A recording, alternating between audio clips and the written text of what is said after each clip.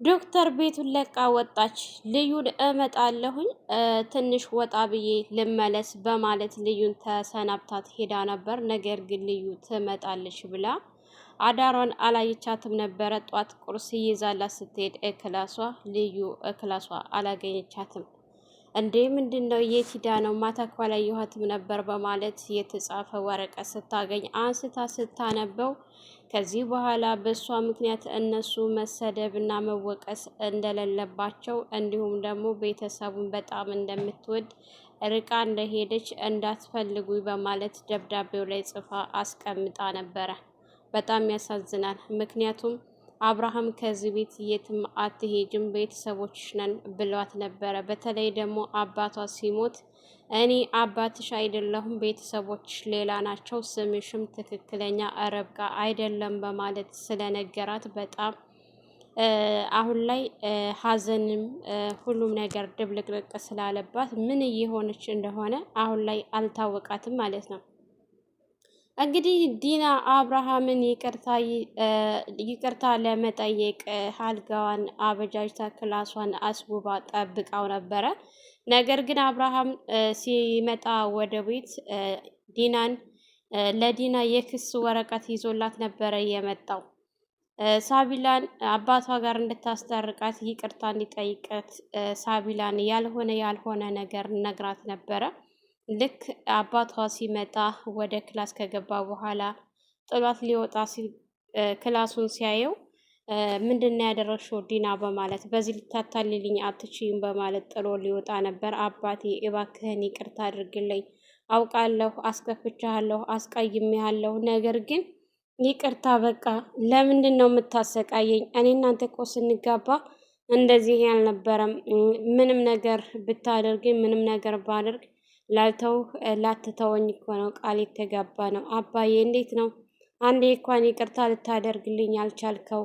አንተ እኮ ጥሩ ሰው ነበርክ እያለች ስታባብለውና ስትለምነው ነበረ።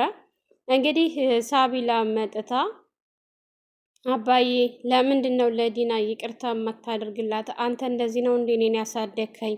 በማለት ስትነግረው በጣም ተናዶ ነበረ። ዲና ሳቢላን ስለሚወዳት እና ስለሚንከባከባት በጣም ስለሚወዳት እሷ ይቅርታ አድርግላት ካለችው ይቅርታ የሚያደርግላት መስሏት አስባ ነበረ። እንግዲህ አብርሃም በጣም ተናደው፣ ምክንያቱም እንዴት ሳቢላን እዚህ ነገር ውስጥ ታስገቢያታለሽ በማለት ተናዶ ሳቢላን ሂጂ ወደ ክላስሽ ነበር ያላት። ሳቢላም ወደ ክላሷ ነበር የሄደችው፣ አማራጭ አልነበራትም። ዲና እንዴት እሷን እንደዚህ እዚህ ቦታ ውስጥ ልታስገቢያት ቻልሽ?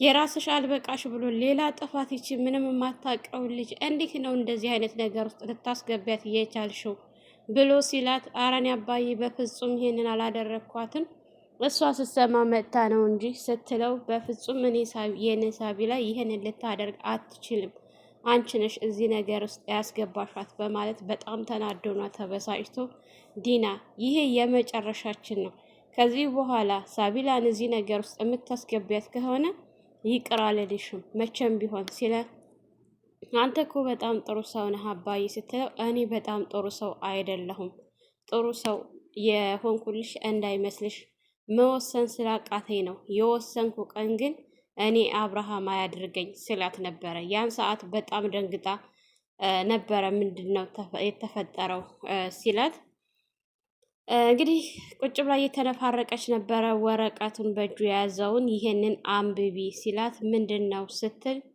ዶክተር የክስ ወረቀት ልኮልሻል ነበር ያላት። ዶክተር እንዴት ይህንን ሊልክልኝ ቻለ?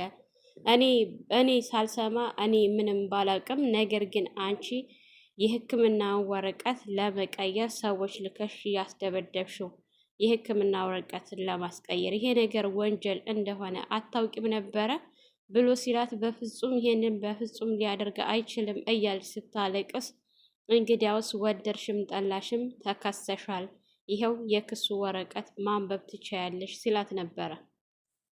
እሷም በጣም ደንግጣና ተጨንቃ፣ እባክህን ይሄ ሊሆን አይችልም፣ ጓደኛ አይደለ እንዴ የምትወደው አይደለ እንዴ ምናምን እያለች ክሱን እንዲያስነሳ እንዲለምንላት ልታደርግ ነበረ። ነገር ግን አብርሃም አሁን ላይ በጣም ተናዶና ተበሳጭቶ ስለነበረ ውጭልኝ ከክላሴ ወይ እኔ ልውጣ ሲላት በቃ አንተማ ለምን ትወጣለህ? እኔ እወጣለሁ በማለት ነበረ ከክላስ የወጣቸው። እንግዲህ ኢዝራ ልብሱን ለባብሶ ሽክ ብሎ ከቤት ሲወጣ እንዴት ነው በአንድ ጊዜ እንደዚህ የተሻለ ሲለው ነበረ አብርሃም። ብዙም አይደለ ቀላል ነው እንትን ያሉ ሰዎች ቀላልና ደካማ ሰዎች ስለሆኑ አልተጎዳሁም ነበረ ያለውና የመለሰለት። እሱም ከቤት ወጥቶ ነበረ የሚሄድበት ነበረ። በዛን ሰዓት ልዩና እንዲሁም ደግሞ ሜርሲ እያዩት ነበረ። ሜርሲ በጣም አሁን ሰዓት ላይ ስለዘጋት ተናዳሪ ተበሳጭታለች። እስከ ዛሬ ሲለምናትና ሲለማመጣት አትቅረበኝ እናቴ የእናቴ ህይወት እጅ ላይ ነው ምናምን እያለች ስታስፈራራው እንዳልነበረ ዛሬ ደግሞ እሱን በተቃራኒው እየተከተለች ትገኛለች። ሁለታቸውም ልዩም እሷም ማለት ነው። ዶክተር ርብቃ በጣም ታሳዝናለች። አባቷ ታሞ ሆስፒታል ደርሳበት ነበረ። አባቴ ስትለው ያልሆነ ስም ሲጠራ አባዬ ሰው ሳትክ ማለት ነው በእኔ ምክንያት? እኔ እኮ ርብቃ ልጅህ እኮ ነኝ ስትለው አውቃለሁ አልሳትኩም፣ ነገር ግን አንቺ የኔ ልጅ አይደለሽም፣ ትክክለኛ ስምሽም አይደለም ርብቃ፣ እኔ ያወጣሁልሽ ስም ነው በማለት እና ቤተሰቦቼ የት ናቸው እያለች ስትጠይቀው ቤተሰቦችሽ የት እንዳሉ አላውቅም፣ ነገር ግን ስማቸውን ነው የማውቀው፣ የሚሞት ሰው ደግሞ አይዋሽም እያለ ሊነግራት በሚል ሰዓት ሲሞትባት በጣም ነበረ የተናደደችውና የተበሳጨችው። ሁላቸውም ተሰባስበው ወደ ቤት ይዘዋት አምጥተው ሊያረጋጓት ሞክረው ነበር። በፍጹም እሷ ግን ልትረጋጋ አልቻለችም። እንኳንም ሞተ አባቴ አይደለም እያለች ብትጮህም ብታለቅስም እንግዲህ ዲና ይህን አጋጣሚ ተጠቅማ እሷን ለማናደድና ለማበሳጨት ሞክራ ነበረ። ነገር ግን ውጭልኝ በማለት ስትጮህባት ማርኮንንና ዲናን ሁላቸውም ተያይዘው ሲወጡ ውጭ ላይ ከወጡ በኋላ ዶክተር ምን አድርገሻት ነው በዚህ ልክ አንቺ ላይ ያ እንትን ያለችብሽ? እንዴት ነው ውጭ ልትልሽ የቻለችው? ምን አድርገሻት ነው ብሎ ሲላት ነበረ አብርሃም። እሷ ግን ምንም እንዳላደረገችውና ምንም የምታውቀው ነገር እንደሌላት ነበረ የነገረችው። ካላመንክ ደግሞ ገብተህ መጠየቅ ትችላለህ። ልጅቱ እኮ እያበደች ነው። እንዴት ነው ቆይ ግን እንደዚህ ልትለኝ የቻልከው? እያለች ስትለው ነበረ ማለት ነው። ሳቢላ ከአዲሷ ሰራተኛ ጋር ክላሷ ቁጭ ብላ እያወራችና እየተጫወተች እንዲሁም ደግሞ መጽሐፍ ይዛ እያነበበችላት በጣም ተግዛና ደብሯት የነበረውን ያንን ድብርትና ትጋዜ አስወግዳላት እየተጫወቱበት ነበረ። አብርሃም ወደ ክላሷ ሲሄድ እዛ ሲያገኛት አዲሷን ሰራተኛ እሷም ደግሞ ደስ ብሎ ሀሳቢ ላይ እየሳቀችና እየተፍለቀለቀች ስለነበረ አብርሃም በጣም ደስ ብሎት ነበረ። ቆሞ ሲያያቸው እንደ አጋጣሚ አባቷን ስታየው አባዬ እያለች ስትነሳ ወደ አባቷ ስትሄድ ሜርሲም ተንስታ እናንጣ በቃ አባትሽ ከመጣ ከአባትሽ ጋር ሁኚ እኔ ሊሄድ ነው ስትላት በጣም ነው የማመሰግነው። እኔ ሲሄድ እኮ በጣም ተክዛና ተጎድታ ነበረ ልጄ። ስመለስ ግን በዚህ እንደዚህ ደስ ብሏት ስላየሁኝ ስለጠበቅሽልኝ ልጄን አመሰግናለሁኝ። እኔና አንቺ እኮ በደንብ አልተዋወቅንም እያለ እንደ አዲስ ሲተዋወቁ ነበረ።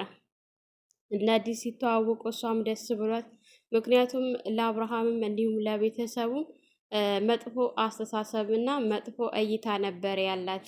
ሁሉም እንደ ወንድሟ መስሏት ነበረ። ነገር ግን አብርሃም ተጎጂ እንደሆነ በተወሰነም ቢሆን እያየችና እየተመለከተች ነው።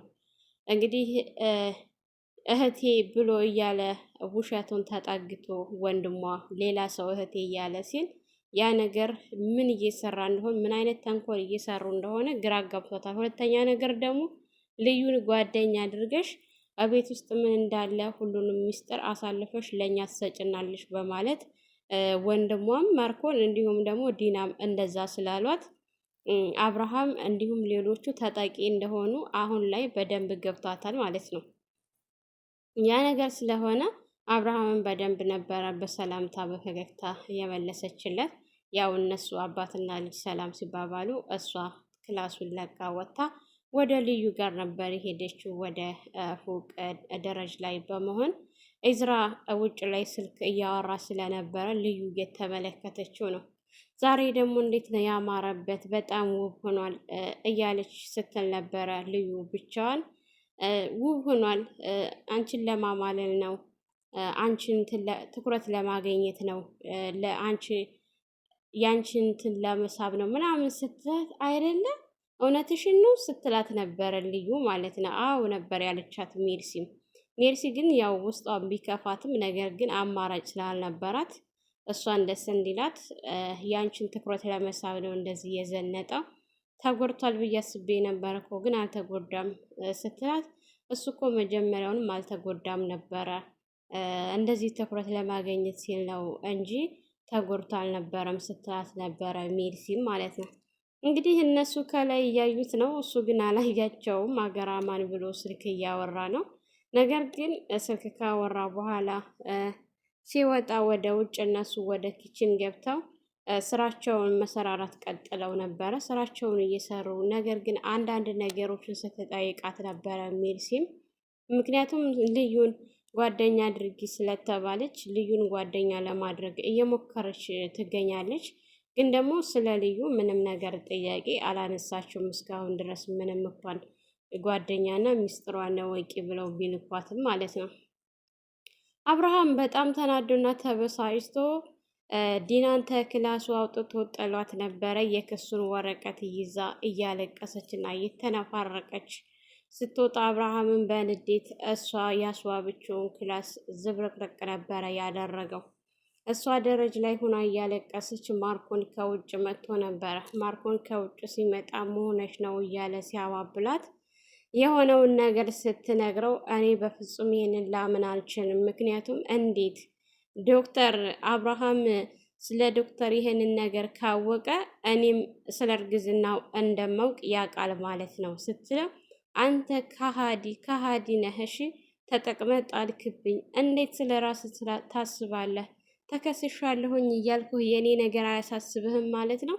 በጣም ትገርማለህ ስትለውና ስትጮህበት እኔ እኮ ለአንቺ ሳላስብ ቀርቼ አይደለም፣ ነገር ግን አብርሃም ስለ እኔም ያውቃል ማለት ነው። እንግዲህ ከዶክተር ጋር ይሄን ነገር ካወቀ ሲላት በጣም ተናዳና ተበሳጭታ አንተ ወንድ አይደለህም፣ ወንድ ብትሆን ሚስትህን ላይ ሌላ ሰው አትድርም ነበረ። አንተ ግን ቆመህ ድረኸኝ ሌላ ወንድ እያቀፋት ይኖራል ሚስትህን። በጣም የምትገርምና የምታሳፍር ሰው፣ ገንዘብ ብቻ የምታባርር ሰው ነህ። ጥቅመኛ ነህ። እሺ ከገንዘብ ውጭ የምታሳድደው ሌላ ነገር የለህም። በጣም ታሳዝናለህ እያለ ስትጮህበት ነበረ። የእውነት ግን ማርኮን በጣም የሚያሳፍር ሰው ነው ማለት ነው። ሚስቱን የገዛ ሚስቱን እንግዲህ ለሌላ ወንድ ድሮ እህቱን ሰራተኛ አድርጎ እዚህ ቤት አምጥቷታል። ነገር ግን ዲና እህቱ እየረበሸች እንደሆነች እንዲሁም ደግሞ ኢዝራ ቤት ውስጥ በጣም እያስቸገረና ልትመታት ባለችበት ሰዓት እሱ መጥቶ እጇን ስለያዛት በጣም ተናዳና ተበሳጭታ ይሄ ልጅ ከዚህ ቤት ካልወጣ ብዙ ነገራችንን ያበላሽብናል፣ ከቤት መውጣት አለበት ብላ ያሰበች ትገኛለች። ነገር ግን ኢዝራ በቀላል እንደዚህ ከቤት የሚወጣ አይደለም። እሷ የምትወጣበት ጊዜ ደርሷል ማለት ነው። ምን አለችሽ? ምን አደረገችሽ? እያለ ሲጠይቃት ነበረ። ስለ ሜርሲ አንዳንድ ነገር ስትነግረው ሜርሲ ቀላል ሰው አድርገሽ እንዳታስቢያት፣ ሜርሲ በጣም አደገኛ ልጅ ናት እና እሷን እንደ ቀላል አድርገሽ አትያት፣ ከባድ ሰው ናት ብሎ ሲያት ባክህ ምንም አታመጣም ስትል ምንም አታመጣም ብለሽ አትበይ፣ ምንም አያመጡም ያልናቸው ሰዎች ብዙ ነገር አድርገውን አይተሻል እያለ ሲነግራት ነበረ ማለት ነው። ሜርሲ በጣም ታሳዝናለች። እናቷ በሽተኛ ሆና እዚህ ደግሞ ቤት ውስጥ ልትመታ ደረጃ ደርሳለች እንግዲህ ማለት ነው። ዲና በጣም እየተነፋረቀች አሁን ላይ የምትይዘው የምትጨብጠው አታለች። ሜርሲ ውጭ ላይ ወጥታ ወደታች ያየችበት ኢዝራን እየጠበቀች ባለችበት ሰዓት ልዩ አጭር ልብስ ለብሳ ስትመጣ በጣም ተገርማ ስታያት እንዴት ነው ይሄንን ለብሳ ልመጣ የቻለችው? ያው ውስጧ ያቃል፣ ውስጣቸው ይተዋወቃል። ሁለታቸውም ሻይዋን ይዛ ውጭ ላይ መታ ምን እየጠበቅሽ ነው ስትላት ኧረ እኔ ምንም አልጠብቅም ስትል ልዩን ደግሞ እሷ አንቺ የምትጠብቂው ሰው አለሽ እንዲ አሁን የመጣሽው እንደገና ደግሞ እንደዚህ አጭር ለብሰሽ ስትላት አይ አይደለም እኔ አንዳንድ ጊዜ እንደዚህ መልበስና ውጭ ላይ መውጣት ደስ ስለሚለኝ ነው ስትል ነበረ። ነገር ግን ሁለታቸውም ኢዝራን እየጠበቁ ነው። ይችኛይቱም ሚርሲም እንዲሁም ልዩ ኢዝራን በመጠበቅ እየተጠባበቁ ነበረ። ብዙ ውጭ ላይ ቁጭ ብለው ብርድ ሲመታቸው ነበረ ይመጣል እያሉ ካሁን ሲጠብቁት፣ እሱ ግን ጭራሽ ብቅም አላለ። ብቅም ስላላለ ልዩ ይሄ እኮ ጉረኛ ስለሆነ ነው፣ ለምን እኔ እንኳን አይደለም ዛሬ ዘላለም ሳይመጣ አይቀርም ጉረኛ እያለች ነበረ። ሜርሲ ደግሞ ቆይ ግን እኔ ነኝ እሱን ቁጭ ብዬ የምጠብቀው? በጣም አገርማለሁ፣ በጣም ማሳፍር ሴት ነኝ። ቆይ ግን ምን እየሆንኩ ነው? ምን እየነካኝ ነው? እያለች ራሷን ጥያቄ ስትጠይቅ ነበረ። ነገር ግን የራሷን ጥያቄ እየጠየቀች እንዲሁም ልዩ ራሷን ጉረኛ ነው ምናምን እያለች ባለችበት ሰዓት እሱም ሳይመጣ ቀረ። የእነሱም ሰዓታቸው ሲሄድባቸው ያላቸው አማራጭ ገብቶ መተኛት ስለነበረ ሁለታቸውም የሚገርም ነገር በአንድ ላይ ነበር የተነሱት። የት ልትሄጂ ነው ስትላት ልገባ ነው ልተኛ ነው ነበረ ያለቻት። ሁለታቸውም አንድ አይነት ቃል ነበር የተናገሩት ማለት ነው። እንግዲህ ያላቸው አማራጭ ገብተው መተኛት ስለሆነ ገብተው ተኝተዋል። ዶክተር ርብቃ በጣም ታሳዝናለች። ወዴት እንደምትሄድ እንኳን አሁን ሰዓት ላይ አታውቀውም። ዝም ብላ ነው እንዳገኘች ነው የምትራመደው። ወደ አገኘችበት ቦታ ነው እየሄደች ያለችው። በጣም የምታሳዝናት። አባቷ የተናገረው ነገር ያቃጭልባታል። ብቻ የእሷ ነገር በጣም ያሳዝናል፣ መጨረሻዋ ማለት ነው። ዝም ብላ ወዴት እንኳን እንደምትሄድ አታውቀውም። ቆም ብላ ብታስብበትና ብትረጋጋ ብዙ ነገሮችን ማድረግ ትችላለች። የወሰነችው ውሳኔ ከባድ ውሳኔ ነው ማለት ነው። እንግዲህ ልዩ አገራማን ብላ ወደ ክላሷ ስትሄድ ስታጣት በጣም ነበረ ያዘነችውና የተከፋችው። ሰላም ሰላም! ውድና የተከበራችሁ የቻናላችን ቤተሰቦች እንኳን ሰላም መጣችሁ። ለቻናላችን አዲስ የሆናችሁ ላይክ፣ ሸር፣ ሰብስክራይብ በማድረግ ቤተሰብ እንድትሆኑ እያልኩኝ ለዛሬ የነበረን ይሄን ይመስል ነበረ። በሌላ ቪዲዮ ተመልሼ እስከመጣ በያላችሁበት ፈጣሪ ይጠብቃችሁ፣ ሀገራችንን ሰላም ያድርግልን፣ ወጥቶ ከመቅረት ይጠብቀን። መልካም ቆይታ ይሆንላችሁ።